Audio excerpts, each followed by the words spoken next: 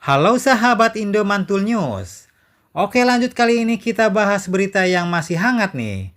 Datang dari media ternama Singapura, yaitu Channel News Asia atau CNA, di mana dalam laporannya seorang akademisi dari ISEAS atau Yusof Ishak Institute, lembaga riset kenamaan di Asia Tenggara yang fokus pada isu politik, keamanan, dan hubungan internasional, telah membongkar kondisi terbaru Angkatan Udara Kerajaan Malaysia atau Royal Malaysian Air Force, disingkat RMAF, guys.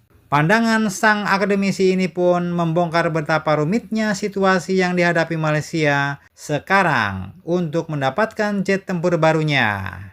Nah, jadi menurut laporan media Singapura ini, ceritanya berawal dari insiden serius pada tanggal 21 Agustus lalu di Kuantan, guys.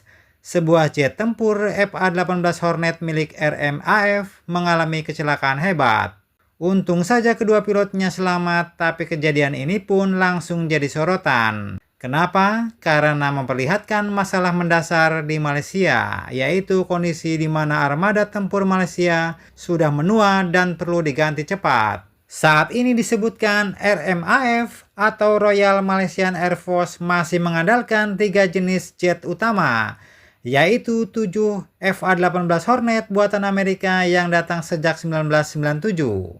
Kemudian 18 Su-30 MKM Flanker buatan Rusia yang dikirim tahun 2009. Dan 18 Hawk buatan Inggris sejak tahun 1995. Semua pesawat ini dijadwalkan pensiun sekitar tahun 2040-an. Namun amsyongnya rencana Malaysia untuk membeli 30 Hornet bekas dari Kuwait yang usianya juga di atas 30 tahun, kemungkinan besar batal, guys.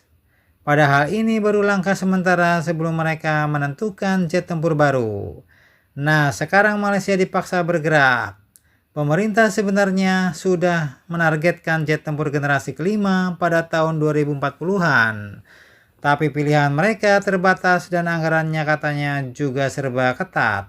Di satu sisi ada opsi yang membeli jet tempur generasi keempat yang lebih murah, seperti yang dilakukan Thailand dan Filipina. Namun di sisi lain ada opsi untuk lompat ke generasi kelima, guys. Katanya mengikuti jejak Singapura dan Indonesia. Saat bicara soal generasi kelima, nama-nama besarnya pun muncul nih. Ada F-35 Lightning II dari Amerika yang memang terbukti handal, tapi harganya selangit dan secara politik sangat sensitif. Mengingat sikap Amerika terhadap Israel dikritik oleh PM Anwar Ibrahim sendiri. Kemudian dari Tiongkok C-20 Chengdu tak dijual. Sedangkan J-35 Shenyang praktis sulit dipilih karena Malaysia bersengketa maritim dengan Beijing. Terus kalau dari Rusia, mereka punya Su-57 Velon.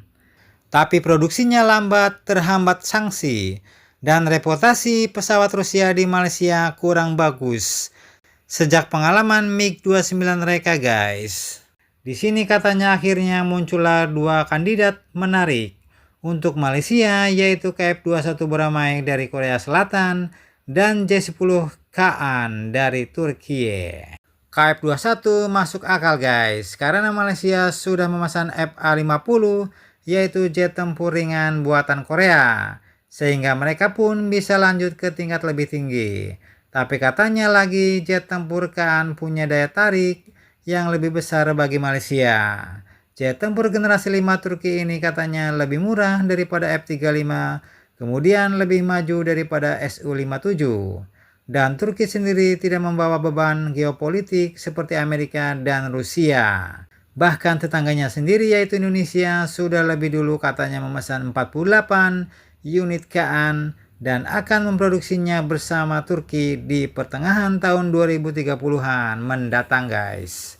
Artinya kalau Malaysia ikut, mereka bisa berbagi biaya produksi, pelatihan, dan pemeliharaan dengan Indonesia. Dan ini sebuah keuntungan strategis besar. Namun ini bukan cuma soal memilih jet tempur, guys.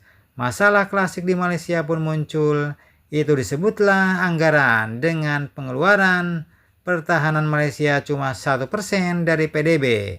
dan hanya sekitar 1,2 miliar US dollar setahun untuk belanja alutsista baru. Maka kini mereka butuh dana raksasa untuk membeli 36 jet tempur pengganti armada Hornet dan Flanker. Target meningkatkan anggaran ke 1,5% per tahun 2030 pun belum cukup untuk bayar uang muka pesawat. Sehingga kesimpulannya, mau mempertahankan posisi dan daya gentar di Laut Cina Selatan, maka kini mereka harus segera mencari dana tambahan besar untuk angkatan udaranya. Dan tanpa itu mereka bakal ketinggalan dari tetangga-tetangganya. Bahkan kehilangan daya tawar strategis di kawasan guys.